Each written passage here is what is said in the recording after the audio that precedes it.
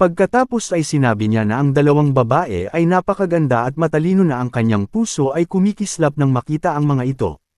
Sa wakas, kinausap niya ito, ngunit hiniling lamang sa kanya na tumahimik sandali.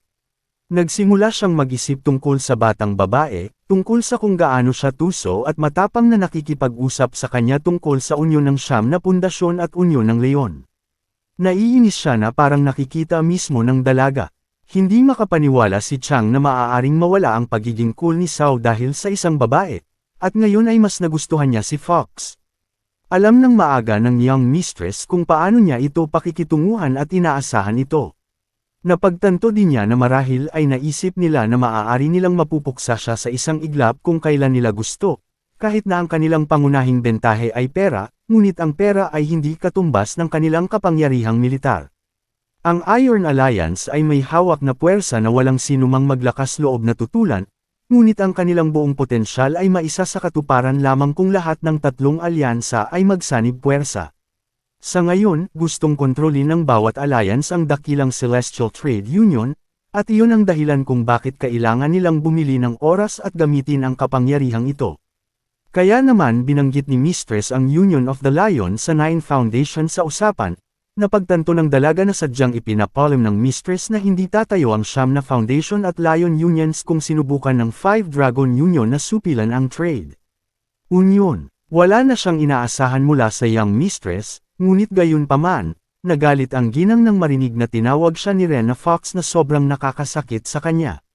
Bagamat tinawag siyang tigre, nagustuhan niya ang palayaw na iyon, ngunit malamang na mas mabuti kung tawagin siyang mabangis na tigre, o hindi bababa sa isang adult na fox. Nagsimulang isipin ng ginang ang kanyang kapatid at hiniling na alagaan siya. Naalala niya kung paano niya hinaplos ang ulo niya at tinawag siyang fox. Sa pagkakataong iyon ay medyo nahihiya pa siya nang maalala iyon. Napagtanto nila at ng Taiwan na nag-aksaya sila ng maraming oras at nagpa siya na oras na para umalis. Nagpasalamat sila at sinabing oras na para umalis sila.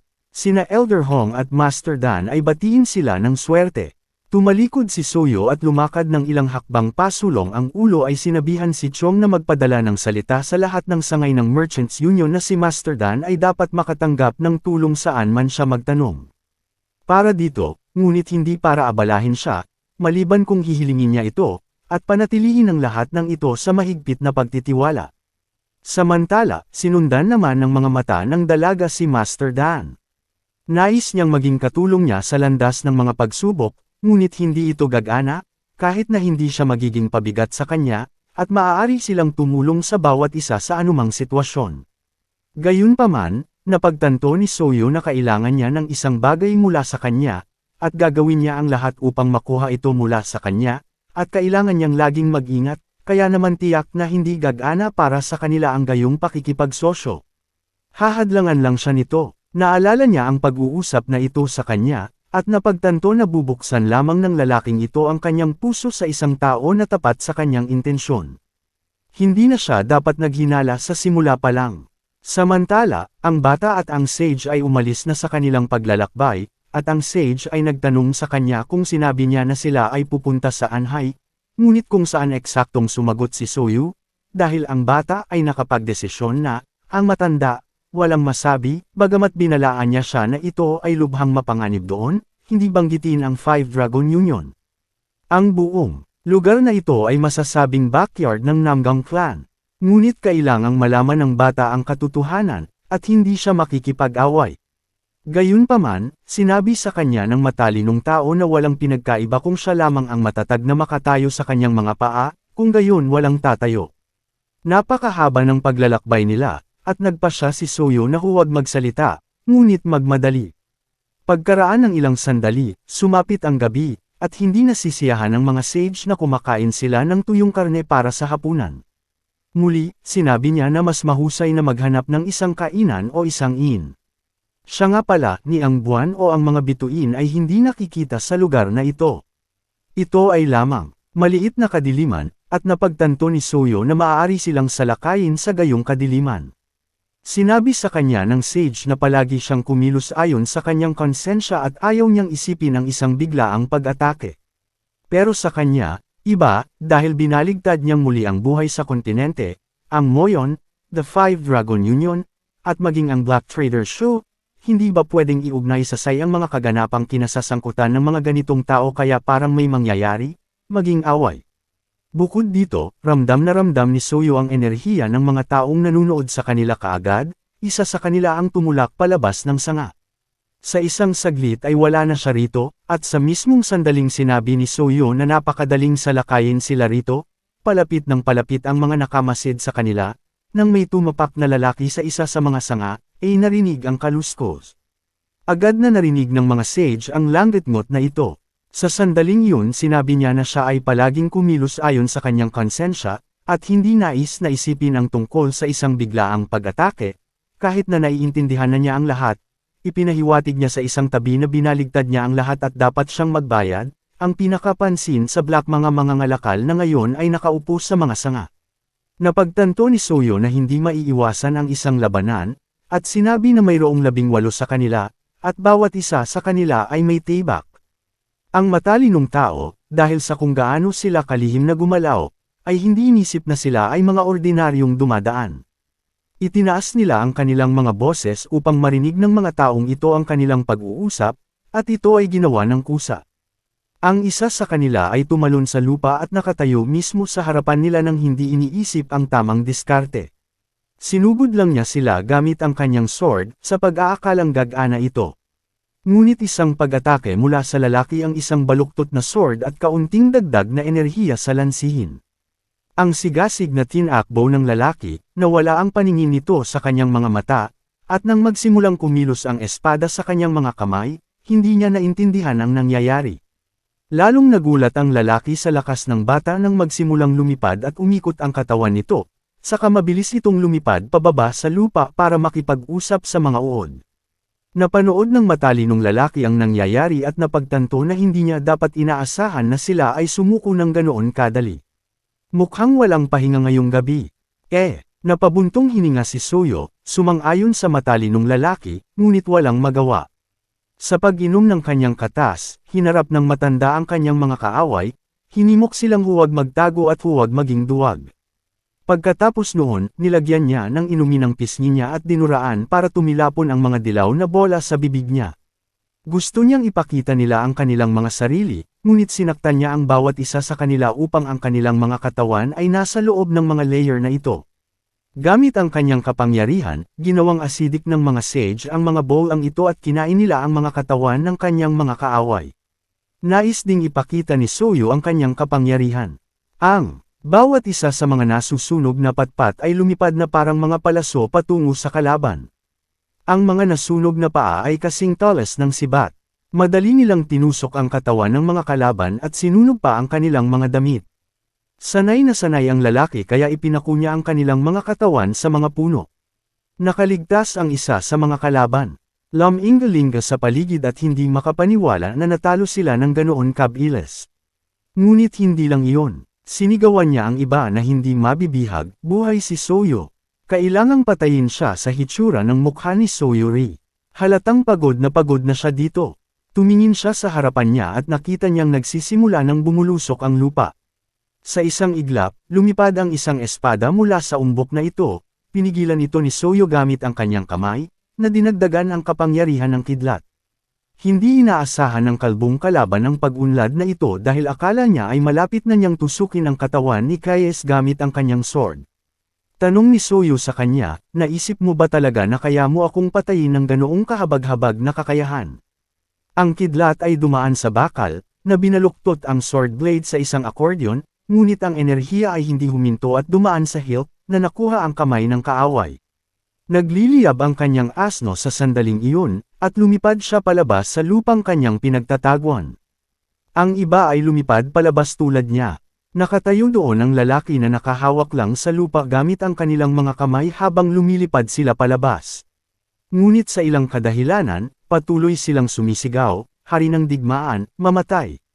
Hindi man lang sila tinamaan ni Soyo ng kanyang mga kamao. Dinampi na lang niya ang palad niya sa mukha nila na agad namang nakuryente. Ang enerhiya na ito ay nakakatakot. Lumikha ito ng isang puyo ng tubig kung saan ang mga katawan ng mga kaaway ay sinipsip. At pagkatapos, na parang nawala ang gravity, nagsimula silang lumipad sa hangin. Ilang mga kaaway lamang ang natitira, at napagtanto nila na kailangan nilang dalhin ang impormasyong ito sa kanilang Panginoon sa lalong madaling panahon. Ngunit mayroon silang isang malubhang problema. Hindi sila papakawalan ni Soyo ng ganoon lang.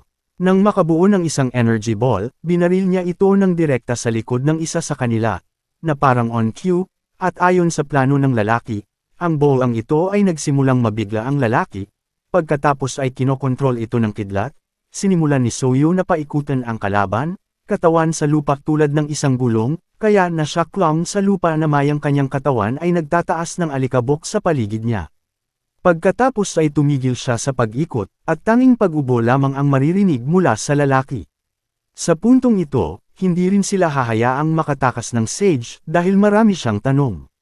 Pero lumapit si Soyo sa kanya at sinabing hayaan na lang niya sila. Ang dahilan nito ay napagtanto niyang wala siyang malalaman, kahit nahulihin niya sila, maging ang pamilya ni Muyong, ang Five Dragon Union, o ang Black Merchants, patuloy pa rin silang hahabulin. Kung nakapaghanda na sila, magpapakita sila ng kanilang sarili ng maaga o huli. Sa pagpapatuloy, tinanong ni Soyo ang Sage kung saan sa tingin niya nanggaling ang mga ito. Sumagot ang Sage na malamang sila ang mga Black Trader.